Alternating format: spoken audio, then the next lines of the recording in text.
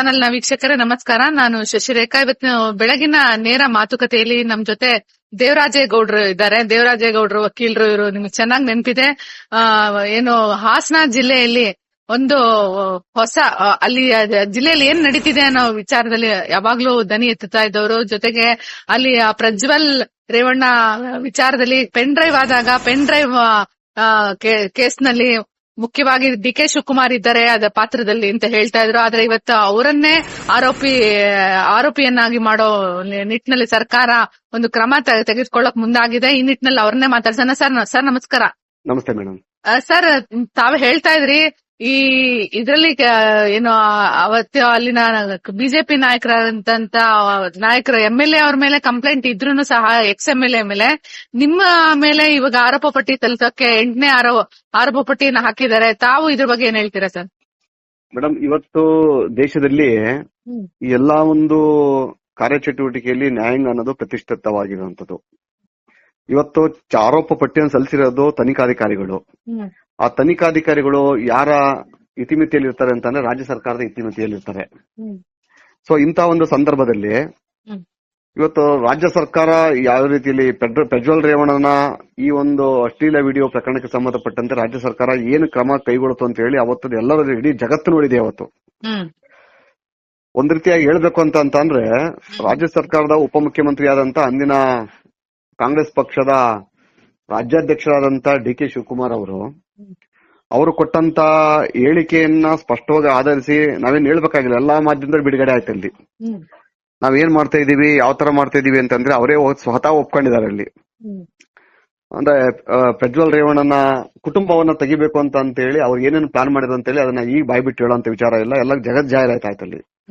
So ಆ ವಿಡಿಯೋವನ್ನು ಹಂಚಿಕೆಯನ್ನು ಯಾವ ತರ ಮಾಡಿದ್ರು ಅಂತ ಹೇಳಿ ನಾವೆಲ್ಲ ನೋಡಿದ್ವು. ಒಂದು ಖಾಸಗಿ ಚಾನೆಲ್ ನನ್ನೊಬ್ಬ ನಾಳೆ ಪ್ರಜ್ವಲ್ ರೇವಣ್ಣನವನ್ನ ವಿಡಿಯೋ ಬಿಡುಗಡೆ ಆಗ್ತಿದೆ ಅಂತೇಳಿ ಒಂದು ದಿವಸ ಮೊದಲೇ ಅವನು ತನ್ನ ಟಿವಿಯಲ್ಲಿ ಟೆಲಿಕಾಸ್ಟ್ ಮಾಡ್ತಾನೆ, ಅಂದ್ರೆ ಪ್ರೋಮೋ ಬಿಡುಗಡೆ ಮಾಡ್ತಾನೆ.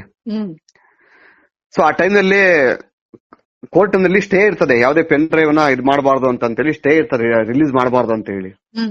ಸೊ ನ್ಯಾಯಾಂಗದ ವ್ಯವಸ್ಥೆಯನ್ನು ಮೀರಿ, ನ್ಯಾಯಾಲಯದ ಆದೇಶವನ್ನ ಮೀರಿ ಆತ ಪ್ರಜ್ವಲ್ ರೇವಣ್ಣನ ರಾಸಲೀಲೆ ಅಂತೇಳಿ ವಿಡಿಯೋ ಪ್ರೋಮೋ ರಿಲೀಸ್ ಮಾಡ್ತಾನೆ. ಇಡೀ ಜಗತ್ತು ನೋಡಿತೆ. ಬೇರೆ ಯಾರು ಅಲ್ಲ, ಆತನ ಹೆಸರೇ ರಾಕೇಶ್ ಶೆಟ್ಟಿ. ಆ ರಾಕೇಶ್ ಶೆಟ್ಟಿ ಹತ್ರ ಪೆನ್ ಡ್ರೈವ್ ಯಾಕೆ ಬಂತು, ಯಾರು ತಂದು ಕೊಟ್ರು, ಅದು ತನಿಖೆ ಮಾಡ್ಲಿಲ್ಲ ಅಲ್ಲಿ. ಸೊ ಯಾರು A1 ಆರೋಪಿ ಅಂತ ಮಾಡಿದ್ರೆ ಇವತ್ತು ಪ್ರಜ್ವಲ್ ರೇವಣ್ಣ ಕಾರ್ ಡ್ರೈವರ್ ಕಾರ್ತಿಕ್ ಅಂತ ಹೇಳಿ, ಕಾರ್ತಿಕ್ ನನ್ನ ಹತ್ರ ಅವನ ಹೆಂಡತಿಯ ಕಿಡ್ನಾಪ್ ಕೇಸಿಗೆ ನನ್ನ ಹತ್ರ ಬಂದಿದ್ದು ಸತ್ಯ. ಆತ ನನಗೆ ಪೆನ್ ಡ್ರೈವ್ ಕೊಟ್ಟದ್ದು ಸತ್ಯ. ಆದ್ರೆ ಆ ಪೆನ್ ಡ್ರೈವ್ ಅಲ್ಲಿ ಅವ್ರ ಹೆಂಡತಿ ಕಿಡ್ನಾಪ್ ವಿಡಿಯೋ ಇದೆ ನಮ್ಮ ಹತ್ರ. ಆತ ಅವನು ಪೆನ್ ಡ್ರೈವ್ ವಿಡಿಯೋ ಅಶ್ಲೀಲ ವಿಡಿಯೋಗಳನ್ನ ಅವನ ಲ್ಯಾಪ್ಟಾಪ್ ಅಲ್ಲಿ ತೋರಿಸಿದ್ದು ಸತ್ಯ. ಅದು ಅವನು ಒಪ್ಕೊಂಡವನೇ ಕೋರ್ಟ್ ಅಲ್ಲಿ ಹೇಳಿದಾನೆ ಅಲ್ಲಿ. ಇವರು ಪೊಲೀಸ್ ಇಲಾಖೆ ಅಧಿಕಾರಿಗಳು ಎಲ್ಲಿ ರಾಜ್ಯ ಸರ್ಕಾರದ ಮೇಲೆ ಬರ್ತದೆ ಅಂತ ಹೇಳಿ ಅವನನ್ನ ಪ್ರಾಥಮಿಕ ಹಂತದಿಂದಲೂ ಕೂಡ ಸುಪ್ರೀಂ ಕೋರ್ಟ್ ಹೋಗೋತನ ಕೂಡ ಆತನ ಬಂಧನ ಮಾಡಲ್ಲ. ನಾನು ಬೆಂಗಳೂರಿನಿಂದ ನನ್ನ ಖಾಸಗಿ ಕೆಲಸದ ಮೇಲೆ ನಾನು ಬೆಳಗಾಂಗೆ ಹೋಗ್ಬೇಕಾದ್ರೆ ನನ್ನಲ್ಲಿ ನಾನು ಮಧ್ಯ ರಸ್ತೆಯಲ್ಲಿ ನನ್ನ ಅರೆಸ್ಟ್ ಮಾಡ್ಕೊಂಡು ತಗೊಂಡ್ಬರ್ತಾರೆ, ಯಾವ್ದೋ ಒಂದು ಸುಳ್ಳು ಕೇಸ್ ಫಿಕ್ಸ್ ಮಾಡಿ. ಯಾಕೆಂದ್ರೆ ಪೆನ್ ಡ್ರೈವ್ ಕೇಸೆ ಅಂತಾನೆ ಜನ ಮಿಟ್ಟ ಹೊಡಿತಾರೆ ಇವ್ರಿಗೆ ಅಂತ ಹೇಳಿ ಒಂದು ಸುಳ್ಳು ಕೇಸನ್ನ ಫಿಕ್ಸ್ ಮಾಡಿ ಒಂದು ನಕಲಿ ಇದನ್ನ ರೆಡಿ ಮಾಡ್ಕೊಂಡು ವಿಡಿಯೋ ರೆಡಿ ಮಾಡ್ಕೊಂಡು ಅದನ್ನ ಇದೇ ವ್ಯಕ್ತಿ ಯಾರು ಈ ಖಾಸಗಿ ಚಾನಲ್ ರಾಕೇಶ್ ಶೆಟ್ಟಿ ಚಾನಲ್ ಬಿಡುಗಡೆ ಮಾಡಿ ನನ್ನ ಅರೆಸ್ಟ್ ಮಾಡ್ತಾರೆ ಅಲ್ಲಿ. ಸೊ ಅದ್ರ ನನಗೆ ಕೊಟ್ಟಂತ ಪೆನ್ ಡ್ರೈವ್ ಯಾವ್ದು ಅನ್ನೋದನ್ನ ನನ್ನ ನಾನು ಅರೆಸ್ಟ್ ಆದಾಗ ನನ್ನಲ್ಲಿ ಸೀಸ್ ಮಾಡ್ತಾರಲ್ಲ, ಪೆನ್ ಡ್ರೈವ್ ಸೀಸ್ ಮಾಡ್ತಾರಲ್ಲ, ಆಗ ಅಲ್ಲಿ ಸಿಗ್ತದೆ ಅಲ್ಲಿ ಆ ಪೆನ್ ಡ್ರೈವ್ ಇಲ್ಲಿ ಇರೋದು ನೇರವಾಗಿ ಇದು ಅದ್ರಲ್ಲಿ ಅವ್ನ ಹೆಂಡತಿ ಕಿಡ್ನಾಪ್ ಮಾಡಿರೋದು ಅಂತ ಹೇಳಿ. ಸೊ ಆಗ ಇವ್ರು ಏನ್ ಮಾಡ್ತಾರೆ ಅಂತ ಅಂದ್ರೆ ಯಾವ ಪೆನ್ ಡ್ರೈವ್ ನನ್ನ ಕೈಲಿ ಸಿಗಾಕೊಳ್ಳಿಲ್ವ ಅಲ್ಲಿ, ಇನ್ನು ಇವನ್ನ ನಾನು ಬಿಟ್ಟರೆ ತಪ್ಪಾಗ್ತಾರೆ ಅಂತ ಹೇಳಿ ನನ್ನನ್ನ ಸಾಕ್ಷಿಯಾಗಿ ತಗೋತಾರೆ ಆ ಕೇಸಲ್ಲಿ. ನನ್ನ ಕೇಸ್ ನನ್ನ ಮೇಲೆ ನಾನು ಆರೋಪಿನೇ ಅಲ್ಲ, FIR ಅಲ್ಲಿ ನನ್ನ ಹೆಸರು ಇಲ್ಲ, ಆಮೇಲೆ ಯಾವ್ದೇ ಕಂಪ್ಲೇಂಟ್ ನನ್ನ ಮೇಲೆ ಯಾರು ಕಂಪ್ಲೇಂಟ್ ಕೊಟ್ಟಿಲ್ಲ. ಇಲ್ಲ ನನ್ನ ಮನೆಯಲ್ಲಿ ವಸ್ತುಗಳನ್ನ ಸೀಸ್ ಮಾಡಿದಾರಲ್ಲ ಯಾವ್ದ್ರಲ್ಲಾರ ಒಂದ್ ಪೆನ್ ಡ್ರೈವ್ ಸಿಕ್ಕಿಲ್ಲ, ನನ್ನ ಮೊಬೈಲ್ ಇಂದ ಯಾವ್ದೇ ವಿಡಿಯೋ ಹೋಗಿಲ್ಲ, ನನ್ನ ಮನೆ ಕಂಪ್ಯೂಟರ್ ಅಲ್ಲಿ ಇನ್ನೊಂದು ಮತ್ತೊಂದ್ರಲ್ಲಿ ಯಾವ್ದ್ರಲ್ಲಿ ವಿಡಿಯೋ ಸಿಕ್ಕಿಲ್ಲ ಇಲ್ಲಿ. ಸೊ ನನ್ನನ್ನು ಆರೋಪಿ ಮಾಡ್ಕೋತಾರೆ ಅಂತ ಅಂದ್ರೆ ನಮ್ಮ ಮನೆಯಿಂದ ತಗೊಂಡೋದಂತ ಕಂಪ್ಯೂಟರ್ಗಳಲ್ಲಿ ಯಾವ ಸ್ಪೇರ್ ಪಾರ್ಟ್ಸ್ ಬಿಚ್ಚಿ ಚೇಂಜ್ ಮಾಡುತ್ತೆ ಅಂತ ಯಾರಿಗೆ ಗೊತ್ತದು, ಹೌದಲ್ವಾ? ಇದಲ್ಲದೆ ಪ್ರೀತಮ್ ಗೌಡ್ರ ಹೆಸರಿತ್ತು, ಮುಂದೆ ಬರ್ತೀನಿ. ಇಲ್ಲಿ ಮೇನ್ ಮಟ್ಟ ಹಾಕ್ಬೇಕಾದ್ರೆ ನನ್ನ ಹೆಸರಿನಲ್ಲಿ ಕಾರಣ ಯಾಕೆ ಅಂತಂದ್ರೆ ನನಗೆ ಸತ್ಯ ಗೊತ್ತು, ಜಗತ್ತಿಗೆ ಸಾರಿದಂತ ವ್ಯಕ್ತಿ ನಾನೇ. ಇದ್ರಲ್ಲಿ ಪ್ರೀತಮ್ ಗೌಡ ಭಾಗಿಯಾಗಿದ್ದಾನೆ, ಡಿ ಕೆ ಶಿವಕುಮಾರ್ ಭಾಗಿಯಾಗಿದ್ದಾನೆ, ಎಲ್ಲಾ ಶಿವರಾಮೇಗೌಡ ಭಾಗಿಯಾಗಿದ್ದಾನೆ, ಆಮೇಲೆ ಚಲುವರಾಯಸ್ವಾಮಿ ಭಾಗಿಯಾಗಿದ್ದಾರೆ, ಹಲವು ಸಚಿವರು ಭಾಗಿಯಾಗಿದ್ದಾರೆ. ಇವರೆಲ್ಲ ಮಾತಾಡಿರುವಂತ ಆಡಿಯೋ ವಿಡಿಯೋನ ನಾನು ರಿಲೀಸ್ ಮಾಡಿದೆ ಪೇಪರ್ ಟಿವಿ ರಿಲೀಸ್ ಆಯ್ತಲ್ಲಿ. ಇದರಲ್ಲಿ ಬಹಳ ಪ್ರಮುಖವಾಗಿ ಶಿವಲಿಂಗೇಗೌಡ ಹಾಸನದ ಅರಸೀಕೆರೆ MLA ಶಿವಲಿಂಗೇಗೌಡ ಓಪನ್ ಆಗಿ ಹೇಳದ ಆಡಿಯೋ ರಿಲೀಸ್ ಆಯ್ತು. ಪೆನ್ ಡ್ರೈವ್ ಕೊಟ್ಟಿದ್ಕೊಂಡ್ರು, ನೀಟಾಗಿ ಹಂಚ್ಕೊಳ್ರು, ನೀಟಾಗಿ ಹಂಚೆಲ್ಲ ಕ್ಲಿಯರ್ ಮಾಡ್ಕೊಳ್ರು, ಒಳ್ಳೆ ಅವಕಾಶ ಉಪಯೋಗಿಸ್ಕೊಳ್ಳಿ ಅಂತ ಹೇಳಿದ್ಮೇಲೆ ಅಲ್ಲಿ ಅವನಿಗೆ ನೋಟಿಸ್ ಕೊಡ್ಲಿಲ್ಲ ಇವರು. ಪೆನ್ ಡ್ರೈವ್ ರೆಡಿ ಮಾಡಿದಂತ ಜಾಗ ಹೋಟೆಲ್ ಅಶೋಕದಲ್ಲಿ, ಹೋಟೆಲ್ ಅಶೋಕ ಸೀಸ್ ಮಾಡ್ಲೇ ಇಲ್ಲ ಇವರು. ಎಲ್ಲಿ ಪೆನ್ ಡ್ರೈವ್ ರೆಡಿಯಾಗಿ ಡಿಸ್ಟ್ರಿಬ್ಯೂಷನ್ ಆಗ್ತದಲ್ಲ, ಯಾವತ್ತು ಪೆನ್ ಡ್ರೈವ್ ಡಿಸ್ಟ್ರಿಬ್ಯೂಷನ್ ಆಗ್ತದೆ ಅವತ್ತು ಯಾರ್ಯಾರು ಹೋಗ್ತಾರೆ ಅಲ್ಲಿ ಡಿಸ್ಟ್ರಿಬ್ಯೂಷನ್ ಮಾಡೋ ಜಾಕೆ ಅಂತ ಆ ವ್ಯಕ್ತಿನ ಅರೆಸ್ಟ್ ಮಾಡ್ಲಿಲ್ಲ. ಶರತ್ ಅಂತಿದ್ದಾನೆ, ಆ ಶರತ್ನ ಅರೆಸ್ಟ್ ಮಾಡ್ಲೇ ಇಲ್ಲ. ಶರತ್ ಅಂತಂದ್ರೆ ಕ್ವಾಲಿಟಿ ಬರೋದು ಒಬ್ಬ ಪ್ರೀತಮ್ ಗೌಡನ ಬಲಗೈ ಬಂಟ. ಪ್ರೀತಮ್ ಗೌಡನ ಎಲ್ಲ ಸಂಪೂರ್ಣ ವ್ಯವಹಾರ ಖಾಸಗಿ ವ್ಯವಹಾರ ನೋಡ್ಕೊತಿದ್ದಂತ ವ್ಯಕ್ತಿ. ಪ್ರೀತಮ್ ಗೌಡನ ಆರೋಪಿ ಅಂತ ಉಲ್ಲೇಖ ಮಾಡಿ ಕಂಪ್ಲೇಂಟ್ ಉಲ್ಲೇಖ ಕೂಡ ಪ್ರೀತಮ್ ಗೌಡ ಅರೆಸ್ಟ್ ಮಾಡೋದೇ ಇಲ್ಲ ಇವರು. ಆಮೇಲೆ ಇನ್ನೊಬ್ಬ ಪುಟ್ಟಿ ಅಲಿಯಾಸ್ ಪುಟ್ಟರಾಜ್ ಅಂತ ಹೇಳಿ ಮೊನ್ನೆ ಕನ್ವಿಕ್ಷನ್ ಆಯ್ತು ಹೈಕೋರ್ಟ್ ಅಲ್ಲಿ ಅವನಿಗೆ. ಸೊ ಆತನೇ ಹೋಗಿ ವೆಹಿಕಲ್ ಅಲ್ಲಿ ಹೋಗಿ ಇನೋವಾ ಕಾರ್ ಹೋಗಿ ಹಂಚ್ತಾ ಇರೋದನ್ನ ಚನ್ನಪಟ್ಟಣ ಶಂಕರ್ ಅಂತ ಹೇಳಿ ನೋಡ್ತಾರೆ. ಒಬ್ಬ ಎಕ್ಸ್ ಕಾರ್ಪೊರೇಟರ್ ಶಂಕರ್ ಅಂತೇಳಿ ಅವ್ರ ಮನೆ ಮುಂದೆ ವಿನೋದಲ್ಲಿ ಎತ್ಕೊಂಡು ಹೋಗ್ತಾರೆ ಪೆನ್ ಡ್ರೈವ್ಗಳನ್ನ. ನೋಡು ನಿಮ್ ನಾಯಕಂದು ವಿಡಿಯೋ ಐತೆ ಚೆಕ್ ಮಾಡ್ಕೊಳ್ರು ಅಂತ ಪೆನ್ ಡ್ರೈವ್ ಎತ್ಬಿಟ್ಟು ಹೋಗ್ತಾರೆ. ಆ ಪೆನ್ ಡ್ರೈವ್ ತಂದು ಇವನ್ಗೆ ಇವತ್ತೇನು ಕಂಪ್ಲೇಂಟ್ ಇದಾನೆ ಪೂರ್ಣಚಂದ್ರ ಅಂತ ಅವ್ರ ಕಂಪ್ಲೇಂಟರ್ಸ್ಗೆ ಅವನೇ ಕೊಡೋದು. ಅವನ್ನ ಕರೆದು ಅವ್ನ ಐ ವಿಟ್ನೆಸ್ ಮಾಡ್ಬೇಕಲ್ಲ, ಮಾಡಲ್ಲ ಇವರು ತನಿಖಾಧಿಕಾರಿಗಳು. ಯಾವ ತಮ್ಮಯ್ಯ ಇವತ್ತೇನು ತನಿಖಾಧಿಕಾರಿ ಅಂತ ಇದ್ದಾನೆ, ಈ ತಮ್ಮಯ್ಯ ದೇವೇಗೌಡರ ಮನೇಲಿ ಮೊದ್ಲು ಏನಾಗಿದ್ದ ಅಂತ, ಅವ್ರ ಕುಟುಂಬದಲ್ಲಿ ಏನಾಗಿದ್ದ, ಇವನು ಯಾವ ತರ ನಿಕಟವರ್ತಿ ಆಗಿದ್ದ ಅಲ್ಲಿ, ಸೈಡಿನ ರಾಜಕಾರಣಿ ಇವತ್ತು ಇದೇ ಐವಾಗಿ ಇನ್ವೆಸ್ಟಿಂಗ್ ಆಫೀಸರ್ ಆಗಿದ್ದ ತಮ್ಮಯ್ಯ ಅವನ ಚರಿತ್ರೆಗಳೆಲ್ಲ ತೆಗೆದು ಬಿಟ್ರೆ ಅಜರಾಮರ ಇದೆ ಅದು. ಅತಿ ಶೀಘ್ರದಲ್ಲೇ ನಾನು ರಾಜ್ಯ ಜನತೆ ಮುಂದೆ ತಂದಿಡ್ತೀನಿ ಅದನ್ನ ನಾನಲ್ಲಿ. ಇಂಥವ್ನು ಐವ ಆಫೀಸರ್ ಆಗಿ ಮಾಡ್ತಾರೆ ಅಲ್ಲಿ. ನಾನು ಒಂದು ಪ್ರಶ್ನೆ ಏನಂತಂದ್ರಲ್ಲಿ, ಇಂತ ಒಂದು ಗಂಭೀರವಾದಂತ ವಿಚಾರವು ಇದ್ದಾಗ ಅಲ್ಲಿ ಎಷ್ಟು ದಿವಸದಿಂದ ಈ ಪೆನ್ ಡ್ರೈವ್ ಇಟ್ಕೊಂಡು ಹೋಗಿದ್ದಂತ ಕಾರ್ತಿಕ್, ಅವನು ಡ್ರೈವರ್ ಕಾರ್ತಿಕ್ SP ಜೊತೆ ಕನೆಕ್ಟ್ ಇದ್ದ, ಮಾಮ ಸುಜಿತ್ ಜೊತೆ ಮಾತಾಡ್ತಾ ಇದ್ದ. ಯಾವ್ಯಾವತ್ತು ಹೋಗಿದ್ದ, ಎಷ್ಟು ದಿವಸ ಮೊದಲೇ SP ಕೈಲಿ ಆ ಪೆನ್ ಡ್ರೈವ್ ಕೊಟ್ಟ ಅವನು. ಆ ವಿಡಿಯೋ ರಾಜ್ಯ ಸರ್ಕಾರಕ್ಕೆ ಹೆಂಗ್ ತಲುಪ್ತು. ಸೊ ಡಿ ಕೆ ಶಿವಕುಮಾರ್ ಇವನು ಯಾರೇಳಿ ಶ್ರೇಯಸ್ ಪಟೇಲ್ ಯಾರ್ಲಿ MP ಇದಾನಲ್ಲ, ಶ್ರೇಯಸ್ ಪಟೇಲ್ ಇವರೆಲ್ಲರೂ ಕೂಡ ಡಿ ಕೆ ಶಿವಕುಮಾರ್ ಮನೆಗೆ ಹೋಗಿ ಡಿ ಕೆ ಸುರೇಶ್ ಡಿ ಕೆ ಶಿವಕುಮಾರ್ ಮಾತಾಡ್ಕೊಂಡ್ ಬಂದ್ರಲ್ಲ, ಯಾಕೆ ಶ್ರೇಯಸ್ ಪಟೇಲ್ ಅರೆಸ್ಟ್ ಮಾಡಿಲ್ಲ ಇವರು? ಯಾವ ಕಾರಣಕ್ಕೆ ಶ್ರೇಯಸ್ ಪಟೇಲ್ ನೋಟಿಸ್ ಕೊಡ್ಲಿಲ್ಲ ಇವರು? ರಾಕೇಶ್ ಶೆಟ್ಟಿ ನೇರವಾಗಿ ಒಳೇಶ್ವರಕ್ಕೆ ಬರ್ತಾನಲ್ಲ, ಒಳೇಶ್ವರಕ್ಕೆ ಬಂದು ಎಲ್ಲಾನು ಏನ್ ಬೇಕೆಲ್ಲ ವ್ಯವಸ್ಥೆ ಮಾಡಿ ಕುಂತು ಒಂದ್ ದಿವಸ ಎಲ್ಲ ಇದ್ದು ಎಲ್ಲ ವ್ಯವಸ್ಥೆ ಬಿತ್ತು ಮಾಡ್ಬಿಟ್ಟು ಹೋಗ್ತಾನಲ್ಲ, ಅವನ್ಯಾಕೆ ಅರೆಸ್ಟ್ ಮಾಡ್ಲಿಲ್ಲ ಇವರು? ಮುಖ್ಯಮಂತ್ರಿಗಳು ಅವ್ರ ಮನೆಗೆ ಹೋಗ್ಬಿಟ್ರಲ್ಲ, ಏನ್ ಕಾರಣ ಅದು? ನಾನು ಅದನ್ನೇ ಹೇಳ್ತಿರೋದು. ಈಗ ರಾಜ್ಯ ಸರ್ಕಾರ ಅಂತ ಹೇಳ್ತಾ ಇದೀನಿ ನಿಮಗೆ, ಸ್ಪೆಸಿಫಿಕ್ ಮುಖ್ಯಮಂತ್ರಿ ಅಂತ ಹೇಳ್ತಾ ಇಲ್ಲ ಅಲ್ಲಿ. ಅಲ್ಲ, ಈಗ ಇಂತ ದೊಡ್ಡ ಆರೋಪ ಇರೋಂತವ್ರ ಮನೆಗೆ ಮುಖ್ಯಮಂತ್ರಿಗಳು ಮನೆಗೆ ಹೋಗಿದ್ದಾರೆ, ಏನ್ ಜನ ಏನ್ ತಿಳ್ಕೊಬೇಕಾಗಂತ? ಬಹಳ ಗಂಭೀರವಾದ ವಿಚಾರ ಇನ್ನೊಂದೇನು ಅಂತಂದ್ರೆ, ಮೈಸೂರಿನಲ್ಲಿ ಸಾರಾ ಮಹೇಶ್ ಚೌಟ್ರಿಯಲ್ಲಿ ಒಂದು ಚೌಟ್ರಿ ಇದೆ, ಅಲ್ಲಿ ಒಬ್ಬ ಜಸ್ಟಿಸ್ ಮಗಳು ಮದುವೆಗೆ ಹೋಗ್ತಾರೆ ಅವರು. ಇದೇ ಗ್ಯಾಂಗ್ ಡಿ ಕೆ ಶಿವಕುಮಾರ್, ಚಲರಾಯಸ್ವಾಮಿ, ಅಲ್ಲಿಗೆ ರಾಕೇಶ್ ಶೆಟ್ಟಿ ಕರ್ಸ್ಕೊತಾರೆ ಅಲ್ಲಿ. ಅದನ್ನು ಕ್ಲೂ ಕೊಟ್ಟಿದಾರಲ್ಲ ಅವರು SITಗೆ. ಯಾಕೆ ಅವತ್ತಿನ ಸಿಸಿ ಕ್ಯಾಮೆರಾ ಫುಟೇಜ್ ತಗೊಳ್ಳಿಲ್ಲ ಅವರು? ರಾಕೇಶ್ ಶೆಟ್ಟಿ ಯಾವ ಡೀಲ್ ಕೊಟ್ರು ಅವತ್ತು ಅವರು ರಾಜ್ಯ ಸರ್ಕಾರದವರು? ಇದು CBIಗೆ ಹೋಗ್ಬೇಕ ಬೇಡವೇ ಹೇಳಿ, ಈ ರಾಜ್ಯ ಜನತೆ ತೀರ್ಮಾನ ಮಾಡ್ಬೇಕು ಇದನ್ನ. ಖಂಡಿತ ಇದು ಇಂತ ಗಂಭೀರವಾದಂತ ಆರೋಪ ಇರ್ಬೇಕಾದ್ರೆ ಮೊಹಮ್ಮದ್ ಸುಜಿತ್ ಅವ್ರಿಗೆ ಸುಪ್ರೀಂ ಪವರ್ ಕೊಡ್ತೀರಾ ಹಾಸನ SPಗೆ? ನೀವಲ್ಲಿ ಯಾರೋ ಒಬ್ರು ಗಲೀಜ್ ಕೆಲಸ ಮಾಡೋಂತವ್ರನ್ನ ನೀವು ಪಕ್ಕದಲ್ಲಿ ಇಳ್ಕೊಂಡು ಒಬ್ಬ IPS ಆಫೀಸರ್ ಆಗಿ ನೀವು ಇಟ್ಕೊಂಡಿಲ್ಲಿ ನೀವು ಯಾರ್ಯಾರ ಜೊತೆ ಫೋನ್ ಮಾತಾಡಿದ್ರ, ನಿಮ್ಮ ಹತ್ರ ಎಷ್ಟು ಫೋನ್, ನಿಮ್ ಟವರ್ ಅಲ್ಲಿ ಎಷ್ಟು ಫೋನ್ ಇತ್ತು, ಬೇರೆ ಕಂಡರ್ ಫೋನ್ ಎಲ್ಲ ಟ್ರಾಪ್ ಮಾಡ್ತಿರಲ್ಲ, ನಿಮ್ಮ ಹತ್ರ ಎಷ್ಟು ಫೋನ್ಗಳಿದ್ದು, ನಿಮ್ಮ ಹತ್ರ ಯಾರ್ಯಾರು ಭೇಟಿ ಮಾಡಿದ್ರು, ನಿಮ್ಮ ಹತ್ರ ಯಾವ ಫೋನ್ ಬತ್ತು, ಆಯ್ತು ಪೆನ್ ಡ್ರೈವ್ ಎಷ್ಟು ಜನ ನೋಡಿಲ್ಲ, ಯಾರ್ಯಾರು ನೋಡಿಲ್ಲ ಈ ಜಗತ್ತಲ್ಲಿ, ನೋಡಿ ಯಾರ್ಯಾರು ನೋಡಿಲ್ಲ. ಒಬ್ಬ ಹಿರಿಯ ಪತ್ರಕರ್ತ ಹಾಸನ ಜಿಲ್ಲೆಯಲ್ಲಿ ನನ್ನ ಕೇಸ್ ಆಗಿ ಮುಂಚಿತವಾಗಿ ನನ್ನ ಹತ್ರ ಪೆನ್ ಡ್ರೈವ್ ಇದೆ ರೀ, ನಾನ್ ಕೊಡ್ತೀನಿ ಕೇಸ್ ಮಾಡ್ರಿ ಅಂತ ಹೇಳ್ತಾರೆ. ಒಬ್ಬ ಹಿರಿಯ ಪತ್ರಕರ್ತರೊಬ್ರು ವೆಂಕಟೇಶ್ ಮೂರ್ತಿ ಅಂತ ಹೇಳಿ ಅವ್ರು ಹೇಳ್ತಾರೆ. ಅವ್ರಿಗೆ ಪೆನ್ ಡ್ರೈವ್ ಎಲ್ಲಿ ಬತ್ತು ಅಂತ ಯಾರೋ ತನಿಖೆ ಮಾಡಿದಿರಾ? ಬೇರೆ ಬೇರೆ ಆಯವ ತುಂಬಾ ದೊಡ್ಡ ಮಟ್ಟಕ್ಕೆ ಅಂತ ಹೋಗಿದೆ ಇದು. ಆದ್ರೆ ಈ ತನಿಖೆಯನ್ನ ಕೇವಲ ದೇವೇಗೌಡ ಕುಟುಂಬವನ್ನ ಮುಗಿಸೋದ್ರ ಜೊತೆಗೆ ಯಾರು ಹಾಸನದಲ್ಲಿ ಭ್ರಷ್ಟಾಚಾರದ ವಿರುದ್ಧವಾಗಿ ಧ್ವನಿ ಎತ್ತಾರೆ ಅವ್ರನ್ನ ಮುಗಿಸ್ಬೇಕಂತ ಒಂದೇ ಗುರಿ ಇಟ್ಬಿಟ್ಟು ಬೇರೆ ಈ ಸರ್ಕಾರಕ್ಕೆ ಬೇರೆ ಏನೂ ಇಲ್ಲ. ಇಂತ ಒಂದು ಗಂಭೀರವಾದಂತ ವಿಚಾರ ಇದ್ರೂ ಕೂಡ ಅಲ್ಲಿ ಕೇವಲ 36 ಜನ ಚಾರ್ಜ್ ಶೀಟ್ ಮಾಡಿದ್ರೆ, ನಾನು ಅದರಲ್ಲಿ ಸಾಕ್ಷಿದಾರ ಆಗಿದ್ದು, ನನ್ನನ್ನು ಆರೋಪಿ ಮಾಡಿದ್ದಾರೆ.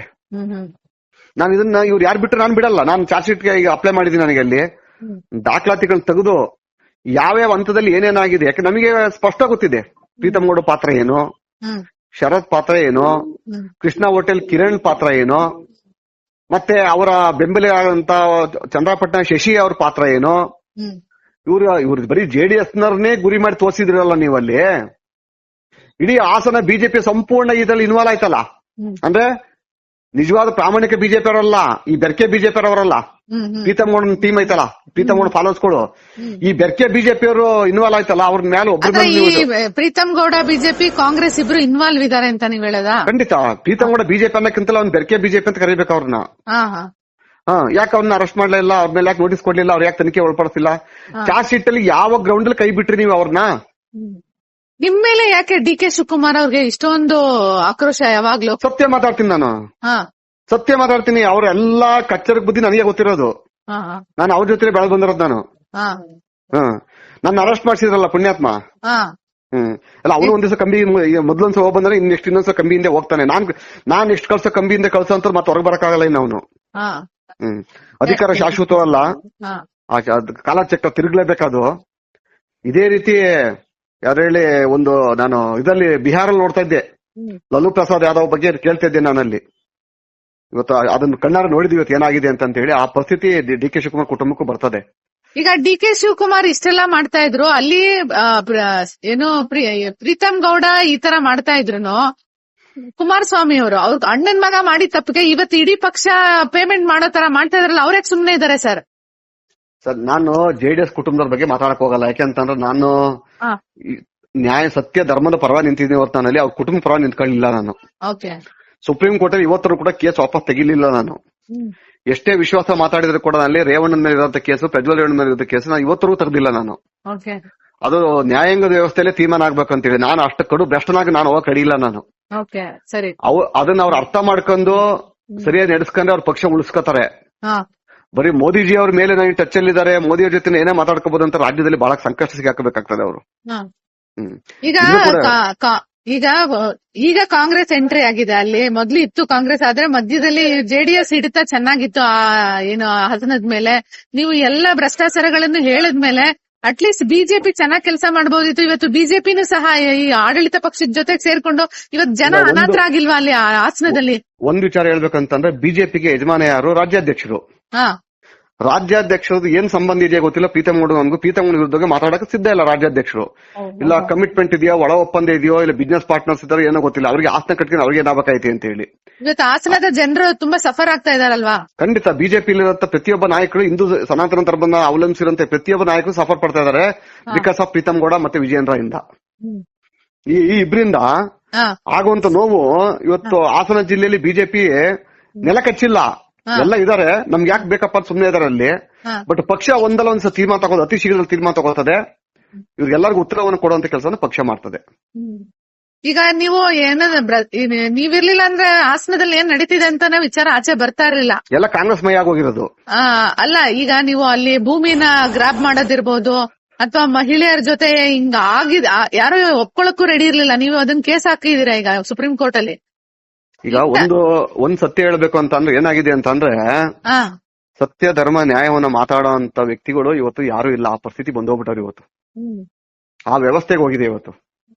ನಾವು ಯಾರು ಮಾತಾಡ್ತೀವಿ, ಮಾತಾಡೋರನ್ನ ಅತ್ತಿಕ್ಕ ಕೆಲಸಕ್ಕೆ ಸಪೋರ್ಟ್ ಆಗಿರೋದು ಸರ್ಕಾರಕ್ಕೆ ಬೆನ್ನೆಲುಬಾಗಿ ನಿಂತಿರೋನು ಪ್ರೀತಮ್ ಗೌಡ.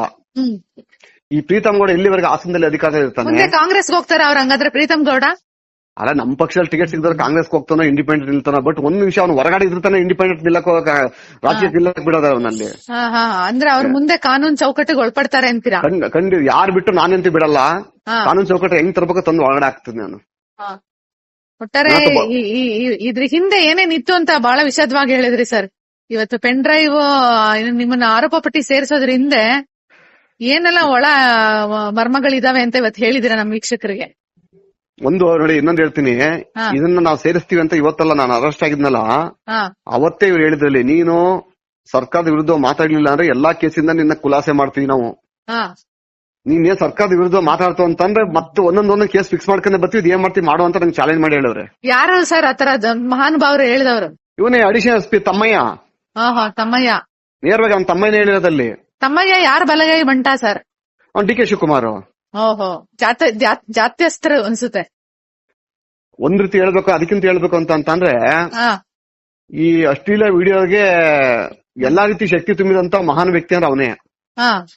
ಅಂದ್ರೆ ತಾವೇ ಮಾಡ್ಬಿಟ್ಟು ಬೇರೆಯವ್ರ ಮುಖಕ್ಕೆ ಮೊಸರು ಕೋತಿ ತಾನ್ ತಿನ್ನು ಬೇರೆಯವ್ರ ಮುತ್ತಿಗೆ ತನಿಖೆ ಮಾಡ್ಬೇಕಲ್ಲ. ನಾನ್ ಹೇಳಿ ಸಿಪಿಐ ವಹಿಸ್ಲಿ. ತಮ್ಮಯ್ಯ ಎಲ್ಲಿರ್ತಾರೆ, ಮೊಹಮ್ಮದ್ ಸುಜಿತಾ ಎಲ್ಲಿರ್ತಾರೆ, ಪ್ರೀತಮ್ ಗೌಡ ಎಲ್ಲಿರ್ತಾನೆ, ಶರತ್ ಎಲ್ಲಿರ್ತಾನೆ, ಇವನು PS ಪಟೇಲ್ ಎಲ್ಲಿರ್ತಾರೆ, ಡಿ ಕೆ ಶಿವಕುಮಾರ್ ಎಲ್ಲಿರ್ತಾರೆ, ಎಲ್ಲರಿಗೂ ಗೊತ್ತಾಗ್ತದೆ. ಈಗ ಸಿಬಿಐ ತನಿಖೆ ಆಗ್ಬೇಕು ಅಂತ ತಾವು ಏನಾದ್ರು ಮನವಿ ಮಾಡ್ತೀರಾ ಕೋರ್ಟ್ ಅಲ್ಲಿ? 100%. ನಾನೀಗ ಹೈಕೋರ್ಟ್ ಅಲ್ಲಿ ರಿಟ್ ಹಾಕ್ತೀನಿ. ನಾನು ಚಾರ್ಜ್ ಶೀಟ್ ಕೈ ಸಿಕ್ಕಿದ ತಕ್ಷಣ ಹೈಕೋರ್ಟ್ ರಿಟ್ ಹಾಕ್ತೀನಿ. ನನ್ನ ಹತ್ರ ಅವ್ರಿಗೆ ಸಿಗದೇ ಇರೋಂತ ದಾಖಲಾತಿಗಳು ನನ್ನ ಹತ್ರ ಇದೆ. ಅಂದ್ರೆ ದಾಖಲಾತಿಗಳು ನಮ್ಮ ಹತ್ರ ಇದೆ. ಹಾಸನದ ಪ್ರಕರಣ ಸದ್ಯಕ್ಕಂತೂ ಮುಗಿಯಲ್ಲ ಇವೆಲ್ಲಾ ವಿಚಾರಗಳು. ನಾನು ಸಿಬಿಐ ತಗೊಂಡೋಗ್ತೀನಿ. ನಾನು ಯಾರು ತನಿಖಾಧಿಕಾರಿಗಳು ಅವ್ರಿಗೆ ಶಿಕ್ಷೆ ಆಗ್ಬೇಕು ಇದ್ರಲ್ಲಿ. ಅವರೇ ಆರೋಪಿಗಳು, ಮೇನ್ ಆರೋಪಿಗಳು ಅವರು. ಅವ್ರಿಗೆ ಶಿಕ್ಷೆ ಆಗದೇನೆ ಬೇರೆಯವ್ರಿಗೆ ಶಿಕ್ಷೆ ಏನ್ ಪ್ರಯೋಜನ? ನನ್ನ ಮೇಲೆ ಆರೋಪ ಮಾಡ್ಯಾರೆ ಅಂತ ಅಲ್ಲ, ನನಗೆ ಇವತ್ತಲ್ಲ ಅವತ್ತೇ ಮಾಡ್ತಾರಂತ ನನಗೆ ಗೊತ್ತಿತ್ತು. ಇವ್ರು ಯಾವ ನನಗೆ ಧಮಕಿ ಹಾಕಿರೋ ಅವತ್ತೇ ಗೊತ್ತಿತ್ತು. ನಮ್ ಪ್ರಶ್ನೆ ಏನಂತಂದ್ರೆ ಸತ್ಯಕ್ಕೆ ಜಯ ಸಿಗ್ಬೇಕಲ್ಲಿ, ನಿಜವಾದ ಅಪರಾಧಿಗಳು ಶಿಕ್ಷೆ ಆಗ್ಬೇಕು. ಸರ್, ಈಗ ನೀವು ಹೇಳಿದ್ರೆ ಒಂದು ಮಾಧ್ಯಮದವರು ರಾಕೇಶ್ ಶೆಟ್ಟಿ ಅವರು ಕಾನೂನನ್ನ ಉಲ್ಲಂಘಿಸಿ ಅದನ್ನೆಲ್ಲ ಬಿಡುಗಡೆ ಮಾಡಿದ್ರು ಆ ಪೆನ್ ಡ್ರೈವ್ಗಳನ್ನ ಅಂತ. ಇವತ್ತು ಸರ್ಕಾರ ಅವ್ರ ಪರವಾಗಿ ನಿಂತಿದ್ರೆ ಅವ್ರನ್ನ ಕಾನೂನು ಚೌಕಟ್ಟಿಗೆ ಒಳಪಡಿಸಕ್ ಸಾಧ್ಯನಾ? ಇದನ್ನ ತಾವ್ ಹೇಗ್ ನೋಡ್ತೀರಾ? ಇದಕ್ಕಿಂತ ಉನ್ನತವಾಗಿರುವಂತದ್ದು ನ್ಯಾಯಾಂಗ ವ್ಯವಸ್ಥೆ. ಈಗ ಪ್ರೈಮ್ ಮಿನಿಸ್ಟರ್ ಆಗಿದ್ದಂತವ್ರನ್ನ ವಿತಿನ್ ಸೆಕೆಂಡ್ ಅಲ್ಲೇ ಕೆಳಗಿಳಿಸಿ ಅವ್ರನ್ನ ಅಧಿಕಾರ ಪದಚ್ಯುತಿ ಮಾಡಿದಂತ ನ್ಯಾಯಾಂಗ ವ್ಯವಸ್ಥೆ ನಮ್ಮ ಭಾರತ ಸಂವಿಧಾನದಲ್ಲಿ ಐತೆ. ಅದೇ ರೀತಿ ಇವ್ರೇನು ಸಿಎಂ ಆದ್ರೆ ಮೇಲೆ ಇದು ಅಂತಲ್ಲಪ್ಪ, ಸಂವಿಧಾನಕ್ಕಿಂತ ದೊಡ್ಡದು ಅಂತ ಇಲ್ಲ. ಏನೋ ಸಿಎಂ ಜೊತೆಗೆ ಮನೆಗೆ ಹೋಗ್ಬಿಟ್ರಲ್ಲಪ್ಪ, ನಾವೆಂಗ್ ತನಿಖೆ ಮಾಡೋದು ಅಂತ ಅಧಿಕಾರಿಗಳು ಎದುರು ಬಿಡ್ಬೋದು. ನ್ಯಾಯಾಂಗ ವ್ಯವಸ್ಥೆ ನ್ಯಾಯಾಧೀಶರಿದ್ದಾರೆ, ಮೇಲೆ ನ್ಯಾಯಪೀಠ ಇದೆ. ತೀರ್ಮಾನವನ್ನ ನ್ಯಾಯಪೀಠ ತಗೊಳ್ತದೆ. ಇದೊಂಥರ ಇನ್ಫ್ಲೂಯೆನ್ಸ್ ಮಾಡ್ಸಿದ್ರ ಅಂತ ಕರ್ಸ್ಕೊಂಡಂಗೆ ಮುಖ್ಯಮಂತ್ರಿಗಳನ್ನ ಮನೆ ಕರ್ಸ್ಕೊಂಡು ಅಧಿಕಾರಿಗಳಿಗೆ ಭಯ ಬಿಡ್ಸಕ್ ಮಾಡ್ಸಿರೋದು ಇದು. ಅಧಿಕಾರಿಗಳು ಭಯ ಬಿಡ್ಸಕ್ ಮಾಡ್ಸಿರೋಂಥದ್ದು. ಅಂದ್ರೆ ಇವಾಗ ಇಡೀ ಸರ್ಕಾರ, ನ್ಯಾಯಾಂಗ ವ್ಯವಸ್ಥೆ ಇದು ಈ ಪ್ರಕರಣಕ್ಕೆ ಒಂದು ಆಂಗಲ್ ಅಲ್ಲಿ ನೋಡ್ಬೇಕಾಗುತ್ತೆ. 360 ಆಂಗಲ್ ಅಲ್ಲಿ ನೀವು ನೋಡಿದಾಗ ಮುಂದೆ ನಿಮ್ಗೆ ನ್ಯಾಯ ಸಿಗುತ್ತೆ ಅನ್ಸುತ್ತಾ ಸರ್? ಖಂಡಿತ. ಇದ್ರಲ್ಲಿ ಜಯಶಾಲೆ ಹೊರಗೆ ಬರ್ತೀನಿ, ತಪ್ಪಿತಸ್ಥರಿಗೆ ನಾನೇ ನಿಂತು ಶಿಕ್ಷೆ ಕೊಡ್ತೀನಿ ನಾನು. ಸರಿ ಸರ್, ಇದುವರೆಗೂ ಮಾಹಿತಿಯನ್ನ ಕರ್ನಾಟಕದ ಜನತೆ ಕೊಟ್ಟಿದ್ದೀರಾ, ಧನ್ಯವಾದಗಳು ಸರ್. ನಮಸ್ತೆ.